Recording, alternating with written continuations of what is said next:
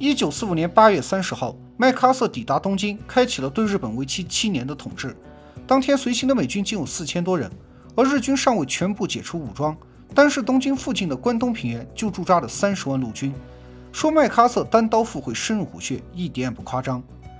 不过，当麦克阿瑟踏上日本那一刻，却被眼前的一幕震惊了。日本方面仿佛在迎接最高领导来视察工作，连夜动员学生翻新了机场和马路。3万名士兵整整齐齐地站在道路两侧，全都手持枪支背对道路以示欢迎。此时若有人想朝着麦克阿瑟放记冷枪，是轻而易举。可日军的姿态里除了恭敬还是恭敬，就连附近的飞机也卸下了螺旋桨，以表示投降的诚意。这种如同神经分裂般的转变令人猝不及防。要知道，3个星期前，美军才在这片土地上丢了2颗原子弹，冥顽不灵的日本人还在高喊着一亿玉碎，准备用竹枪菜刀和美军决死战。如今他们为何像被输入代码的机器一样，全部心甘情愿地放下屠刀，对昔日的敌人报以鞠躬和笑脸？这一切还得从天皇说起。在2600多年的历史里，日本一直由菊花王朝统治，号称万世一系。他们从未像中国这样发生过改朝换代的事情，压根没有皇帝轮流坐，明年到我家的说法。天皇作为菊花王朝的君主，被视为神的后代，具有无法替代的神圣性，其血脉从未间断。即便到了今天，天皇夫妇出访外国都没有护照，只有外务省发放的旅行证明。因为在日本文化中，人才有姓，神是没有姓的，所以天皇既没有户口，也没有护照。和中国的皇帝不同，几个世纪以来，天皇只是一个符号般的傀儡，真正的统治权力都掌握在各地的诸侯军阀手中。日本古代社会是一个金字塔式的等级制度，最底层是从事拾荒运尸的贱民，中间依次是士农工商，这里的是指武士而非读书人，再往上的诸侯军阀才是真正的实权阶层，他们的生活甚至比皇室还奢华。可即便是权势滔天的德川幕府也不敢废除天皇，因为他们的权力必须经由这位神的任命和册封才具有合法性，这也是几千年里天皇没有实权却一直存在的主要原因。说通俗一些，就是天皇把江山委托给世俗的 CEO 来打理，无论是德川家康还是丰臣秀吉来当这个 CEO， 菊花王朝都始终不变。经过几千年的发展，天皇作为唯一且不变的神，成为了每个日本人脑子里的信仰钢印。与此同时，报恩是每个日本人从小必须接受的教育。在西方文化中，对一个人的好应该是一种不计回报、发自内心的付出，但在日本文化中，恩更像一种经济关系，是一种需要偿还的债务。所以日本人无论大事小事都不喜欢麻烦别人，因为对他们而言，受了恩是一种亏欠，就像每个月的账单是需要连本带利一起偿还的。根据菊与刀书中整理的报恩一览表可以看到，每个日本人从一生下来就欠着4种恩情：老师的恩情、主人的恩情、父母的恩情、天皇的恩情。其中天皇的恩情是最大的，它是一种没有数量和时间限制的永久性债务，主打的就是一个还不完。每个日本人自小便被教育，能生在这个国家拥有幸福的美好生活，完全拜天皇所赐。到了前线战场，哪怕吃饭喝酒，上级军官都会无时无刻地提醒士兵们，这一切都是天皇的恩德。所以日本人的恩主要是为了制造亏欠感，而不同的恩有不同的回报方式。比如朋友老师的恩可以通过对等的价值进行偿还，对父母之恩的回报方式是孝，对天皇皇恩的回报方式则是忠。像那些进行自杀式冲锋的士兵，或是架机撞向军舰的神风特工队，就是在以极端方式报答所谓的皇恩。明治维新后，日本为建立一个高度集权的军国主义国家，进一步拔高了天皇地位，将他的权力直接写进了宪法里，宣称天皇是军队的最高统帅，拥有对海陆空军的绝对指挥权。至此，天皇从名义上的吉祥物转变为实权君主，和军国主义深度绑定，形成了相互依存的关系。两者结合在一起，通过人们对天皇的无限忠诚来发动侵华战争，并将那些烧杀抢掠、丧心病狂的滔天罪行包装成了一种忠君爱国的报恩行为。1945年8月，即使美军投下2颗原子弹后，日本人坚持保留天皇制度，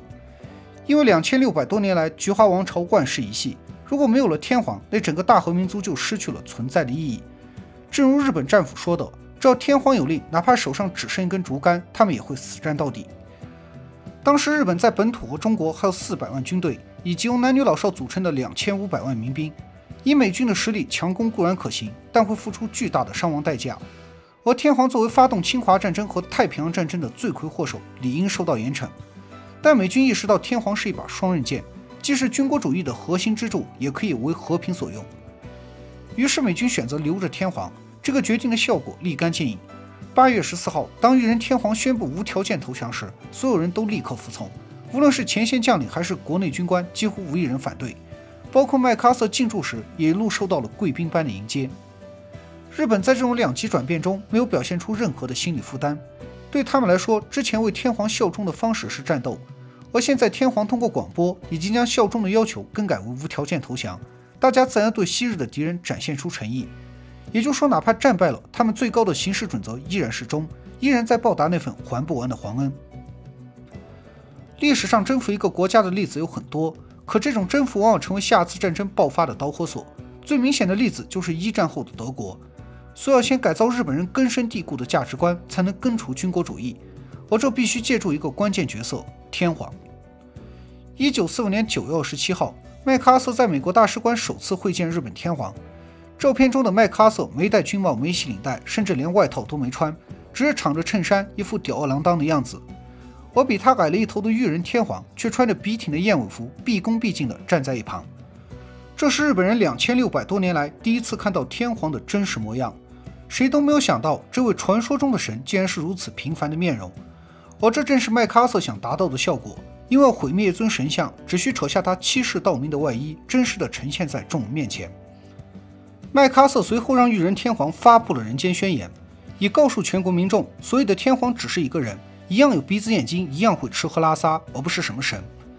次年2月，裕仁天皇一改往日高高在上的神秘姿态，开始到各地巡游。此时人们才更加具体地认识到，眼前这个清瘦矮小、气质猥琐的男子，和想象中那个超凡入圣的君王根本不沾边。有人甚至形容他长得像个镇长。随着神社的幻灭，忠君报国等一系列价值观开始慢慢解体。既要破也要立，把天皇从神坛上赶下来的同时，麦克阿瑟也在着手日本的重建工作。首当其冲的第一个问题是吃饭。经过多年的侵略战争，日本人口凋零，田地荒废。1946年冬天，日本爆发了大面积饥荒，3000多万人无饭可吃。当麦克阿瑟向美国提出调运粮食的请求时，一度遭到强烈反对。毕竟太平洋战争中的美军将士尸骨未寒，谁又愿意对昔日的敌人施以援手？麦克阿瑟当即表明，要么送面包来，要么送子弹来。在他的坚持下，美国往日本紧急运送了70万吨粮食。谁能想到，常年饥馑备战的日本人反而在战败后吃饱了饭？而且美国不仅援助了大量面粉，供应的粮食还全是精米。在日本，精米一直是皇室和军部的特供，自甲午战争后就很少出现在普通人的餐桌上。所以在日本人心中，麦克阿瑟哪里是什么占领者，分明就是个救世主。1946年11月，麦克阿瑟在日本颁布了新宪法，其中最重要的有3点：第一，天皇制虽可以世袭，但明确了主权在民，男女平等，天皇不再握有政治、军事等统治国家的权利，仅作为日本的象征。第二，日本不能再次发动战争，并放弃发展海陆空军。基于这一条款，美军对日本的残余武器展开了一场大规模的销毁行动。成片的坦克被炸得支离破碎，堆积如山的火炮在爆炸声中成了残渣。机场跑道上一架架战机被汽油吞噬，数以万计的弹药被运往长崎县的三角湾沉入深海。成批的机枪在压路机下被碾成一堆废铁，包括人科实验室那2台用于研究原子弹的回旋加速器也被拆解成了零件。第三，废除封建制度，实行土地改革，地主只准保留70亩土地，剩余的由美军低价征购，再分给农民。1000多年以来，农民每年要缴纳50%到80%的高额地租，直到战败后，他们才第一次拥有了自己的土地。此外，新宪法还规定男女同工同酬，实行8小时工作制。要知道，在明治时期，大部分工人每天要工作12小时，发动战争后更是高达15小时，许多人活到40多岁就报废了。战败后，他们才从军畜变为了真正的人。1951年4月16号，麦克阿瑟结束对日本的统治，启程回国。当天自发前往送行的日本民众多达20万人。7年前初来乍到时，人们都以为这个占领者会骑在日本人头上作威作福，仗着美国撑腰在日本为所欲为。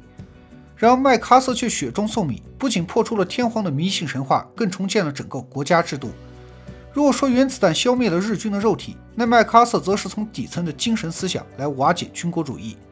而今日本的军国主义仍是阴魂不散，有股死灰复燃之势。所以我们要不忘历史，牢记国耻，并且做到知己知彼，才能立于不败之地。